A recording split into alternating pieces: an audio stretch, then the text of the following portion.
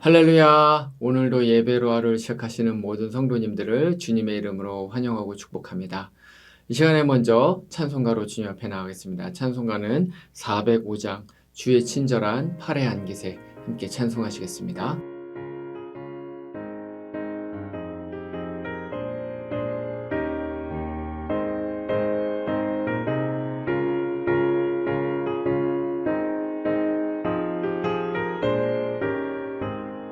주의 친절한 팔에 안기세 우리 마음이 편안하리니 항상 기쁘고 복이 되겠네 영원하신 팔에 안기세 주의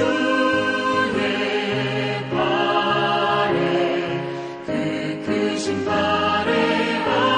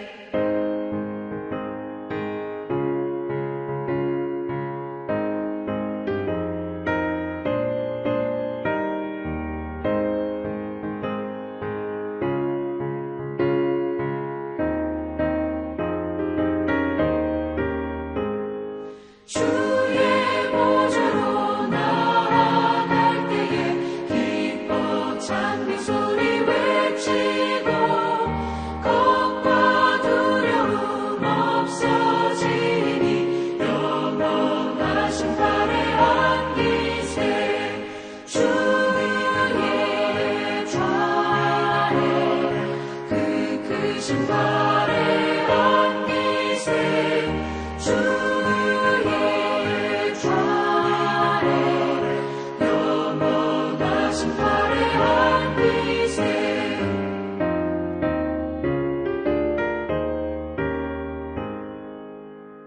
기도하시겠습니다. 여호와 하나님 너무나도 감사합니다. 오늘도 하나님께서 한날 생명을 또 허락하여 주시고 우리가 주님 앞에서 함께 또 노래하며 찬양하며 기도하며 또 말씀 들으며 예배 올려드리며 하루를 시작할 수 있게 해주신 은혜 너무나도 큰 감사를 드립니다.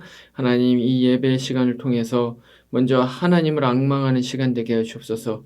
주님의 말씀을 사모하여서 나온 모든 성도님들 위해 하나님 아버지의 지혜와 은혜가 가득한 이 시간 되게 하여 주시옵고 또 이곳에서 주시는 영적인 만나를 통하여서 하루를 살아갈 수 있는 새 힘을 얻을 수 있도록 우리와 함께하여 주시옵소서. 감사하며 거룩하신 예수님 이름으로 기도합니다. 아멘. 이제 오늘 우리에게 주신 하나님의 말씀 찾아보겠습니다. 말씀은 시편 40편 1절부터 17절까지의 말씀 제가 봉독해 올립니다. 내가 여호와를 기다리고 기다렸더니 귀를 기울이사 나의 부르짖음을 들으셨도다. 나를 기가 막힐 웅덩이와 수렁에서 끌어올리시고 내 발을 반석 위에 두사 내 걸음을 견고하게 하셨도다. 새 노래 곧 우리 하나님께 올릴 찬송을 내 입에 두셨으니 많은 사람이 보고 두려워하여 여호와를 의지하리로다. 여호와를 의지하고 교만한 자와 거짓에 치우치는 자를 돌아보지 아니하는 자는 복이 있도다. 여호와 나의 하나님이여 주께서 행하신 기적이 많고 우리를 향하신 주의 생각도 많아 누구도 주와 견줄 수가 없나이다. 내가 널리 알려 말하고자 하나 너무 많아 그 수를 셀 수도 없나이다. 주께서 내 귀를 통하여 내게 들려주시기를 제사와 예물을 기뻐하지 아니하시며 번제와 속죄제를 요구하지 아니하신다 하신지라. 그때 내가 말하기를 내가 왔나이다. 나를 가리켜 기록한 것이 두루마리 책에 있나이다. 나의 하나님이여 내가 주의 뜻 행하기를 즐기오니 주의 법이 나의 심중에 있나이다 하였나이다. 내가 많은 회중 가운데서 의의 기쁜 소식을 전하였나이다. 여호와여 내가 내 입술을 닫지 아니할 줄을 주께서 아시나이다. 내가 주의 공의를 내 심중에 숨기지 아니하고 주의 성실과 구원을 선포하였으며 내가 주의 인자와 진리를 많은 회중 가운데에서 감추지 아니하였나이다. 여호와여 주의 긍휼을 내게서 거두지 마시고 주의 인자와 진리로 나를 항상 보호하소서. 수많은 재앙이 나를 둘러싸고 나의 죄악이 나를 덮침으로 우러러 볼 수도 없으며 죄가 나의 머리털보다 많으므로 내가 낙심하였음이니이다. 여호와여 은총을 베푸사 나를 구원하소서. 여호와여 속히 나를 도우소서. 내 생명을 찾아 멸하려 하는 자는 다 수치와 낭패를 당하게 하시며 나의 해를 기뻐하는 자는 다 물러가 욕을 당하게 하소서. 나를 향하여 하하하하 하며 조소하는 자들이 자기 수치로 말미암아 놀라게 하소서. 주를 찾는 자는 다 주 안에서 즐거워하고 기뻐하게 하시며 주의 구원을 사랑하는 자는 항상 말하기를 여호와는 위대하시다 하게 하소서.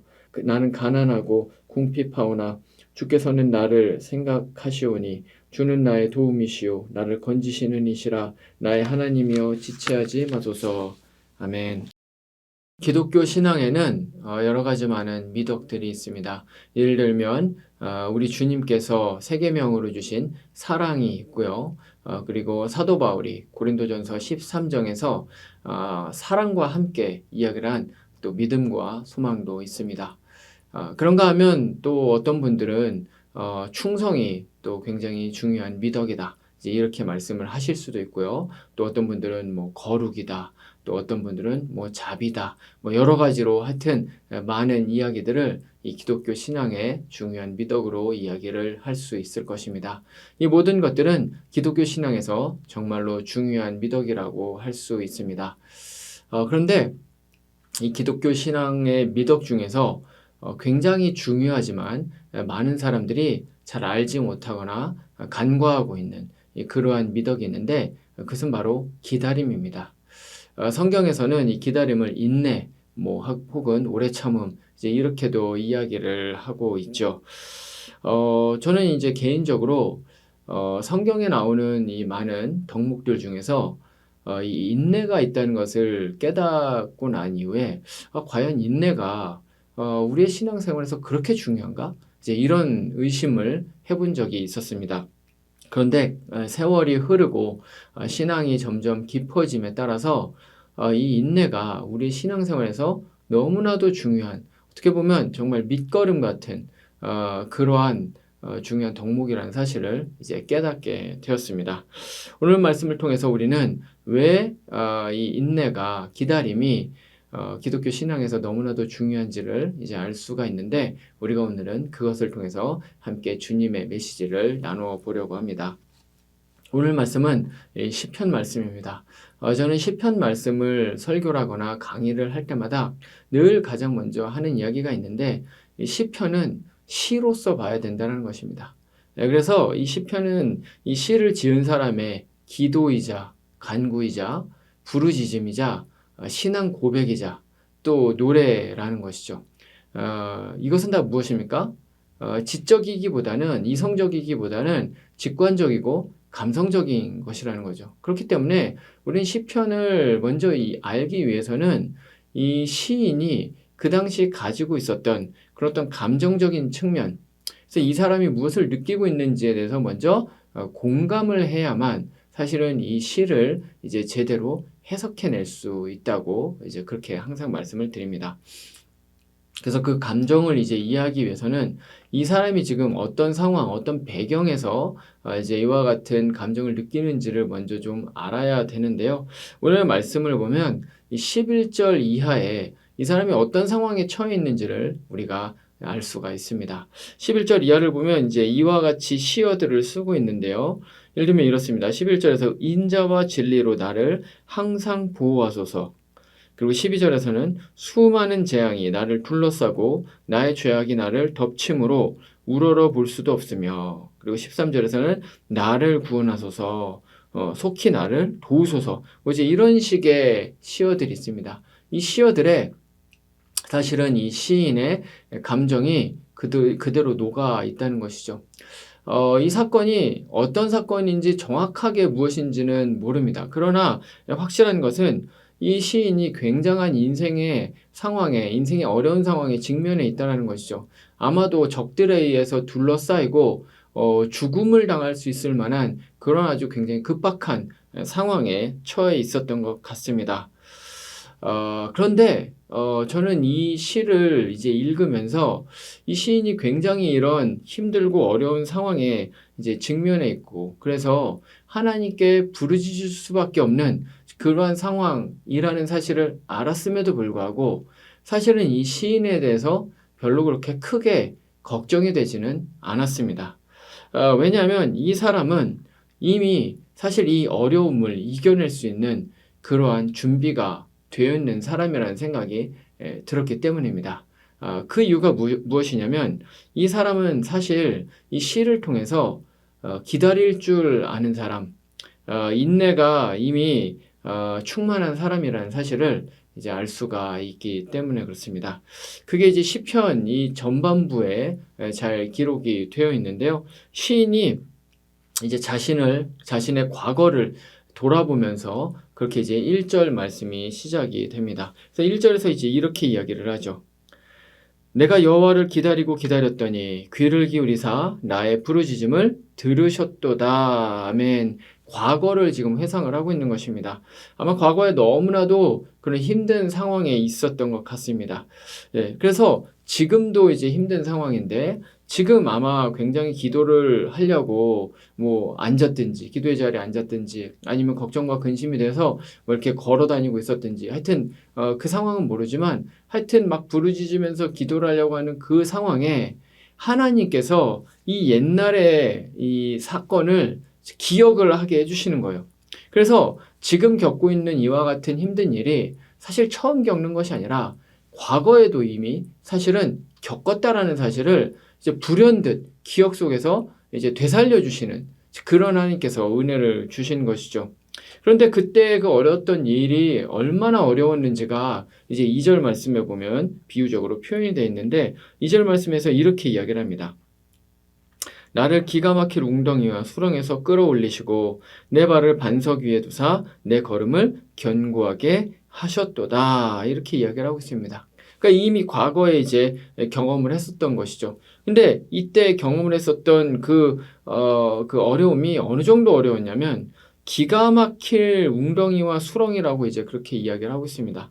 기가 막힌다는 이 표현은 히브리어의 샤운이라는 단어인데 이것은 어떤 거냐면 어떤 그 큰 물이 이제 이렇게 굽이쳐서 흐르게 될 때 이제 울리게 되는 그런 어떤 굉음, 이제 바닷가 같은 데 가보면 이제 굉장히 큰 파도가 칠 때 이제 이렇게 이것이 이제 어떤 절벽 같은데 부딪힐 때 나는 그 소리 들어보신 적이 있으시라고 생각이 드는데 엄청나게 소리가 크죠. 또 뿐만 아니라 어떤 군대들이 이제 싸움을 할 때 그 이제 막 일으키는 그런 어떤 함성, 포효, 이제 이런 소리들, 그런 소리들이 바로 이 샤운이라는 단어입니다. 그러니까 이런 소리는 어떤 것입니까? 엄청 큰 소리이고 듣기만 해도 굉장히 공포스럽고 두렵고 불안하게 만드는 그런 소리들이 바로 이 샤운이라는 것입니다. 그렇기 때문에 한번 이 상황을 상상해 보시기 바랍니다.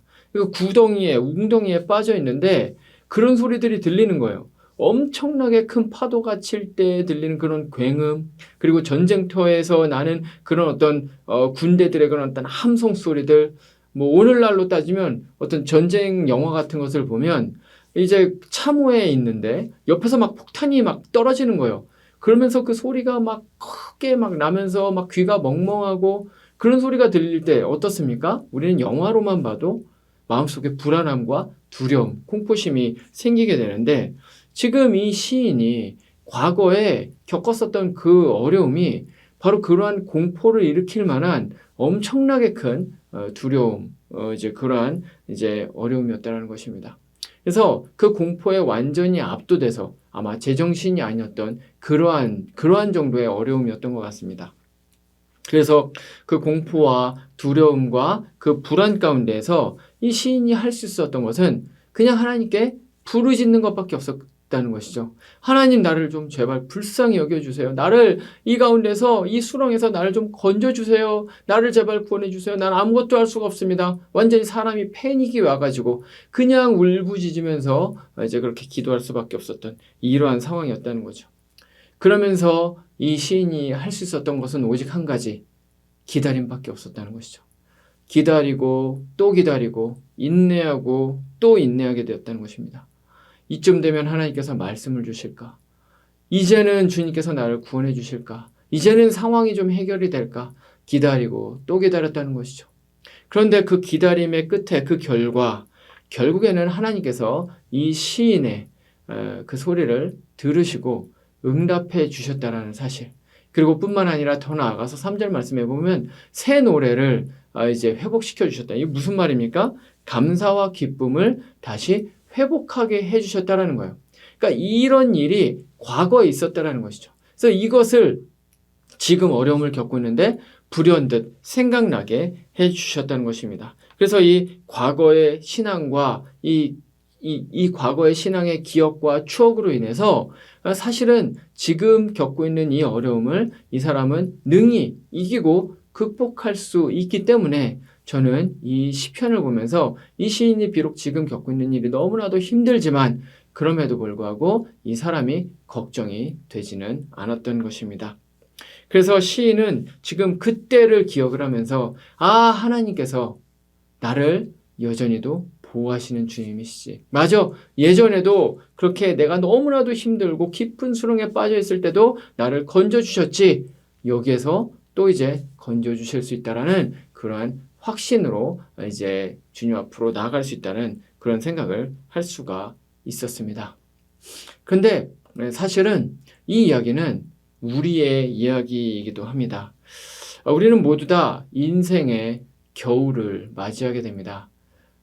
정말 차디찬 바람이 부는 것 같은 그러한 인생의 추운 겨울이죠.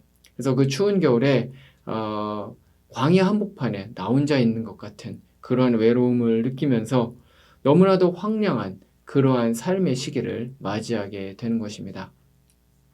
아무도 나의 고통을 알아주지 못하는 것 같은, 아무도 이해하지 못하고 아무도 도와줄 수 없는 것 같은 그러한 시기.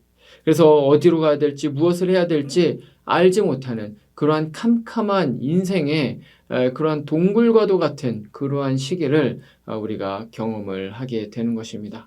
그래서 모든 소망을 다 잃은 채 절망 가운데 살아갈 수밖에 없는 그러한 시기를 우리는 누구나 겪고 있고 또 겪었을 것이며 앞으로 겪게 된다는 것입니다. 그 시기는 우리가 중병에 걸린 시기일 수도 있고요. 아니면 사랑하는 사람을 먼저 떠나보냈든지 아니면 떠나보내야 되는 이별의 시기를 이제 경험을 하고 있는 때일 수도 있습니다. 아니면 믿었던 사람에게 배신을 당하는 때일 수도 있고요. 아니면 경제적으로 너무나도 궁핍해져서 빠져나갈 수 없는 그러한 가난 가운데 고통스러워하고 있는 그러한 시기일 수도 있습니다. 그런 시기에 우리가 할 수 있는 것은 딱 한 가지. 그저 부르짖으면서 기다리고 또 기다리는 것밖에 방법이 없는 것이죠.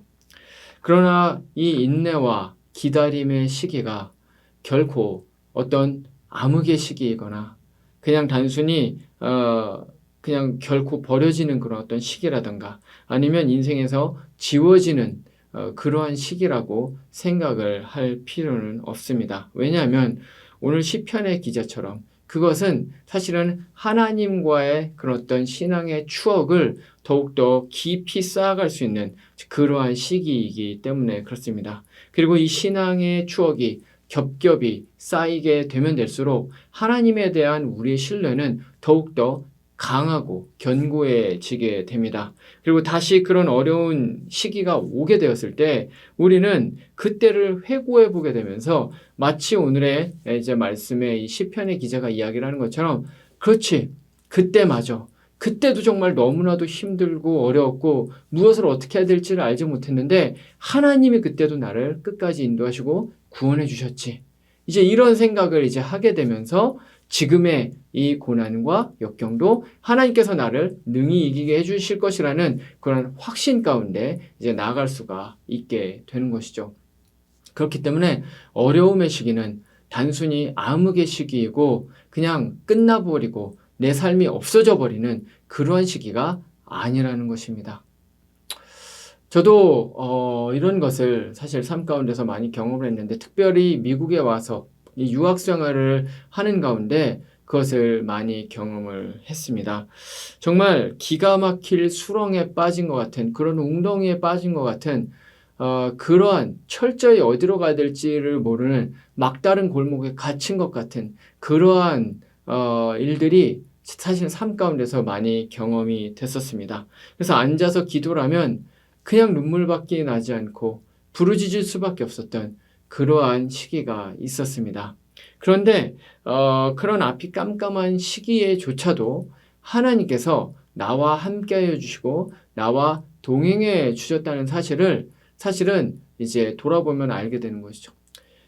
그렇지만 그 이후에도 이제 불안정한 삶은 계속해서 지속되고 사실은 지금도 뭐 안정된 삶을 살아간다라는 생각이 들어본 적은 사실은 거의 없습니다. 근데 그럼에도 불구하고 그렇게 힘들고 어려운 삶의 정황 가운데 주님께 나아가서 기도를 하게 되면 과거와 다른 것은 이제 이 오늘의 말씀의 이 시편 기자처럼 하나님께서 기억하게 해주시는 것입니다. 그래서 10년 전에 5년 전에 그때 정말로 마음이 너무나도 힘들고 괴로울 때 그럼에도 불구하고 하나님께서 나와 함께 하셨지라는 것을 하나님께서 기억나게 해주시는 거예요. 그래서 그때 경험을 했었던 그 하나님과의 그 신뢰관계, 그때 쌓았던 그 하나님과의 그 신앙의 추억이 다시 마음 가운데 리마인드가 되면서 맞다! 하나님께서는 여전히 나와 함께 하시지. 그래서 내가 한 발자국도 지금 어디로 가야 될지를 알지 못하는 그러한 상황이지만 하나님은 여전히 나와 함께 하시고 내가 하나님의 그 큰 계획을 알지 못해서 나는 걱정하고 나는 염려하고 있지만 하나님은 여전히 나와 함께 하시고 나와 동행하시고 나를 이끌고 가신다는 그러한 것이 마음 가운데 확신이 다시 생기게 되면서 그 어려움 가운데서도 넉넉히 이기고 살아갈 수 있는 그 힘과 능력을 주신다는 것을 날마다 사실은 경험을 하면서 삶을 살아가게 됩니다. 그래서 걱정과 근심이 생기다가도 오늘 말씀에 나와 있는 것처럼 다시 새 노래를 주시는 거예요. 다시 기쁨을 주시는 거예요. 네. 그래서 다시 회복할 수 있는 그 길로 이제 주님께서 인도해 주시는 것을 너무나도 많이 경험을 하고 있다는 것이죠. 성도님들도 마찬가지입니다. 오늘 함께 예배를 올려드리고 있는 모든 성도님들 위해 정말로 어려운 시기를 혹시 겪고 계신 분이 계시다면 하나님께서 이와 같은 확신을 주시기를 원합니다. 이것이 단순히 사라지는 어떤 시기가 아니라 하나님께서 안 계신 것이 아니라 하나님께서 함께하고 계시는 그런 신앙의 추억을 쌓는 시기라는 사실을 하나님께서 확신 가운데 주시고 여기에서 쌓인 그 신뢰와 믿음으로 나중에 또 다른 어떤 어려움이 오게 되었을 때 넉넉히 이길 수 있는 그러한 힘을 주시기 위한 바로 그러한 밑거름이 되는 시기라는 사실을 기억하실 수 있는 그런 신앙인들이 되시기를 말씀으로 축원드립니다. 말씀을 마치겠습니다. 저는 목사로서 주변에서 많은 분들이 이제 생을 다하고 주님께로 이제 가시는 모습을 목격하게 됩니다. 근데 그런 중에서 예수를 믿고 예수님을 철저히 의지하고 예수님과 동행한 삶을 사는 분들 중에서 그 마지막에 나는 정말 인생을 헛살았다, 허무하다 라고 말씀을 하시는 경우를 단 한 번도 본 적이 없습니다. 그 인생이 세상적인 관점에서 성공한 인생이거나 물질적 부유함을 누린 그러한 인생이기 때문이 아닙니다. 그 인생은 비록 굴곡이 많은 어려운 삶을 살았지만 그럼에도 불구하고 하나님께서 주시는 이 놀라운 평안, 하나님께서 주시는 그 인도하심, 그것을 사실은 평생에 경험을 했었기 때문에 그 인생 가운데에서 그 하나님을 믿음으로 신뢰하는 삶을 살았기 때문에 바로 그와 같은 믿음의 고백을 올려드릴 수 있는 것이죠. 함께 예배를 드리는 우리 모든 성도님들에게도 그와 같은 축복이 있기를 소원합니다. 무엇보다 인생의 어려운 시기에 있다면 광야와 같은 시기에 삶을 버티면서 인내하면서 하나님의 응답을 기다리는 그러한 인생을 혹시 살고 계신 분이 계시다면 하나님께서 반드시 응답해 주실 것이라는 사실을 마음 가운데 품고 그러한 소망으로 살아가실 수 있는 모든 성도님들 되시기를 말씀으로 축원드립니다. 기도하시겠습니다.